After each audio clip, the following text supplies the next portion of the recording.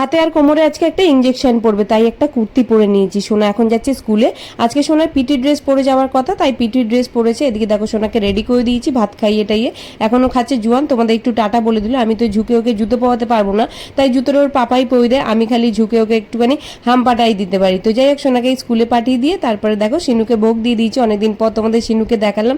সোনার একটা এসছে পার্সেল, এটা হচ্ছে পুজোতে ওর মিমি দিয়েছে, হপস্কচ থেকে নেওয়া। কাপড়টা ভীষণই সুন্দর, দামগুলো একটু কস্টলি হলেও কাপড়গুলো কোয়ালিটি ভালো, আর ড্রেসটাও আমার ভীষণ ভালো লাগছিল। তারপরে খেয়ে নিলাম তাড়াতাড়ি করে ভাত, কারণ এই যে চলে এসছে আমাকে দেখো টিটেনাস দিতে। তো আমার একটা টিটেনাস, আর প্রত্যেক মাসে কোমরে একটা করে ইঞ্জেকশন। এত বড় বড় যদি ইঞ্জেকশন তোমাদের কোমরে পড়ে কেমন কষ্ট হয় বলো তো।